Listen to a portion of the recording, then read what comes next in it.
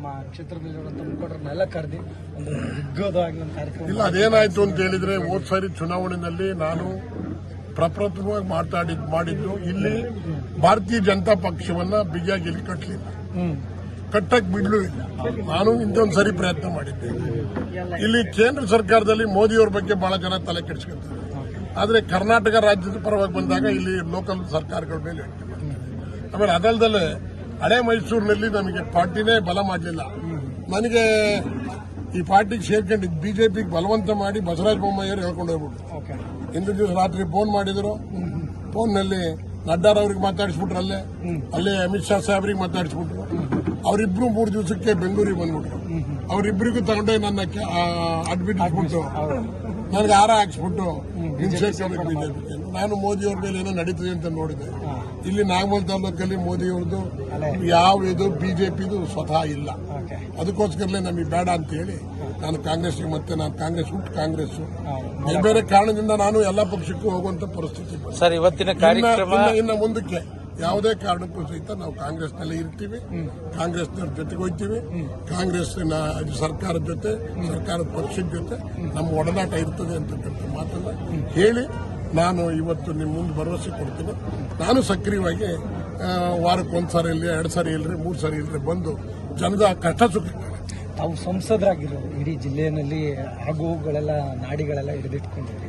ಆದರೆ ಯಾಕೆ ನಾಗಮಂಗಲದಲ್ಲಿ ನೀವು ವಿನಾಕಾರಣ ಕಡಿಮೆ ಮಾಡಿದ್ರಿ ಕ್ಷೇತ್ರಕ್ಕೆ? ನನಗೆ ನಂದು ಅಲ್ಲಿ ಏಜು ಆಯ್ತು, ನಂದು ಅಲ್ಲಿ 70 ವರ್ಷ ಬಂತು. ಈಗ ನಾನು ಬರ್ತ್ಡೇ ಕಾರ್ಯಕ್ರಮ ಮಾಡ್ತಾ ಇದ್ದೀನಿ. ನನಗೆ ನಾಡೋಜ ಹಂಪ ನಾಗರಾಜೇಂದ್ರ ನನ್ನ ಪರವಾಗಿ ಬಹಳ ದುರೀಣರು, ಬಹಳ ಈ ದೇಶ ಈ ರಾಜ್ಯ ಕಂಡಂತ ಮುಖಂಡರು, ಸಾಹಿತಿಗಳು, ಅವರು ಅವರ ಅಧ್ಯಕ್ಷತೆಯಲ್ಲಿ ನನ್ನ ಪುಸ್ತಕ ರಾಮೇಗೌಡರು ಎಲ್ಲೆಲ್ಲೋ ಇದ್ದಾರೆ. ರಾಮೇಗೌಡರು ಬರ್ರಿ, ಇವರು ಒಬ್ರು ಭಗವಾನ್, ಇವರೆಲ್ಲ ಪುಸ್ತಕ ಬರೀಲೇಬೇಕು ಅಂತ ಹೇಳಿ ನಾಡೋಜ ಹಂಪ ನಾಗರಾಜಯ್ಯನವರ ಅಧ್ಯಕ್ಷತೆಯಲ್ಲಿ ಬಹಳ ಭರ್ಜರಿಯಾಗಿ ಒಂದು ಪುಸ್ತಕ ಬರೀತಾರೆ. ನಾವು ಇಲ್ಲೂ ಒಂದು ಕಾರ್ಯಕ್ರಮನ ಸದ್ಯದಲ್ಲೇ ಒಂದು ಕಾರ್ಯಕ್ರಮ ಮಾಡಬೇಕು, ಹುಟ್ಟಿದಬ್ಬನ. ನಾನು ಸಕ್ರಿಯವಾಗಿ ನನಗೆ ಚುನಾವಣೆ ಮುಖ್ಯ ಇಲ್ಲ. ಜನಗಳ ಜೊತೆ MLA ಆಗಿದ್ದೀನಿ, BDA ಚೇರ್ಮನ್ ಆಗಿದ್ದಾಗ ನಾನು ಯಾವ ಮಂತ್ರಿಗೂ ಕಡಿಮೆ ಇರಲಿಲ್ಲ. ಹೌಸಿಂಗ್ ಬೋರ್ಡ್ ಮೆಂಬರ್ ಚೇರ್ಮನ್ ಆಗಿದ್ದಾಗ ಅಷ್ಟು ಪವರ್ಫುಲ್ ಇತ್ತು. ಸರ್ಕಾರದಲ್ಲಿ ನಾನು ಹೇಳಿದ್ರೆ ಮುಖ್ಯಮಂತ್ರಿಗಳಿಗೆ ಒಂದು ಮಾತು ಹೇಳಿದ್ರೆ ಗೆರೆ ಹಾಕಿರೋದು ದಾಟ್ತಿರ್ಲಿಲ್ಲ. ಆ ಮಟ್ಟದಲ್ಲಿ ವಿಶ್ವಾಸದಲ್ಲಿತ್ತು. ಈಗ ಕಾಂಗ್ರೆಸ್ನಲ್ಲಿ ಇದ್ದೀವಿ ನಾವು. ನಮಗೂ ಎಲ್ಲ ಸೇರಿ ಇವತ್ತು ನಾವು ಅಧ್ಯಕ್ಷರು ಪಾರ್ಟಿ ಬಗ್ಗೆ ಹೆಚ್ಚು ಮಾತಾಡ್ಲಿಕ್ಕೆ ನಾನು ಹೋಗೋದಿಲ್ಲ. ಆದರೆ ನಮ್ಮ ಸರ್ಕಾರ ಬಹಳ ಒಳ್ಳೆ ಕೆಲಸ ಮಾಡ್ತಾ ಇದೆ. ಇವತ್ತೆಲ್ಲಾ ಕಡೆಯೂ ಸಹಿತ ಸಿದ್ದರಾಮಯ್ಯನವರು ಮತ್ತು DK ಶಿವಕುಮಾರ್ ಅವರ ನಾಯಕತ್ವದಲ್ಲಿ ಸರ್ಕಾರ ನಾಗಾಲೋಡ್ಕೊಂಡು ಹೋಗ್ತಾ ಇದೆ. ಇವರು ಅಪೋಸಿಷನ್ ಪಾರ್ಟಿಯವರು, ಬಿಜೆಪಿಯವರು, ದಳದವರು ಬೈಯದೆ ಅವರಿಗೆ ಇರ್ತಕ್ಕಂಥ ವಿಚಾರ, ಅವ್ರದ್ದೇ ಆದಂತ ದಾಖಲೆ.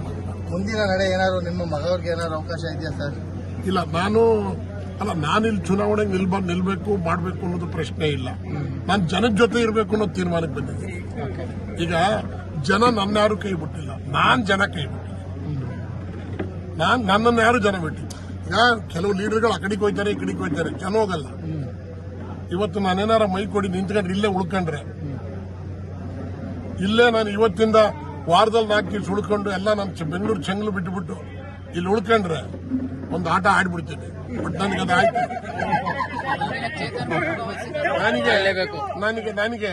ನನಗೆ ಎಚ್ಚರಿಕೆ ಕೊಡ್ತೀನಿ. ನಾನೇನು ಕೈ ಕಟ್ಕೊಂಡು ಕೂತ್ಕೊಳ್ಳಲ್ಲ. ಬಟ್ ನಾಗಮಲ್ ತಾಲೂಕಿನಲ್ಲಿ ನನ್ನ ಗುರುತನ್ನ ಹಿಂಗೆ ಮುಂದುವರಿಸ್ತೀನಿ. ಬಟ್ ನಾನು ನಂಬ್ಕೊಂಡಿರ್ತಕ್ಕಂಥ ಜನ ಇವ್ರಿಗೆ ಕತ್ ಕೂದ್ರು ಸಹಿತ ಬೇರೆಯವ್ರ ಮನೆಗೆ ಹೋಗಲ್ಲ.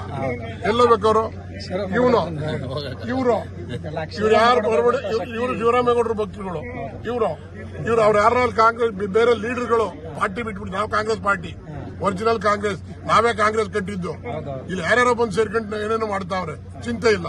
ಈಗ ಅವರು ನಮ್ಮ ಲೀಡರ್ಗಳಾಗಿದ್ದಾರೆ. ಇವತ್ತು ಇವರು ಇರ್ತಕ್ಕಂಥವ್ರು ರಾಮೇಗೌಡರು 25 ವರ್ಷ ಆಯ್ತು. ಸಬ್ಸ್ಕ್ರೈಬ್ ಬಟನ್ ಮೇಲೆ ಕ್ಲಿಕ್ ಮಾಡಿ ಹಾಗೂ ನಮ್ಮ ಹೊಸ ವಿಡಿಯೋಸ್ ಅಪ್ಲೋಡ್ಗೋಸ್ಕರ ಪಕ್ಕದಲ್ಲಿ ಕಾಣುವ ಬೆಲ್ ಬಟನ್ ನಮ್ಮೆಲ್ಲ ವಿಡಿಯೋಗಳನ್ನ ಲೈಕ್ ಮಾಡಿ, ಶೇರ್ ಮಾಡಿ ಹಾಗೂ ಕಮೆಂಟ್ ಮಾಡಿ.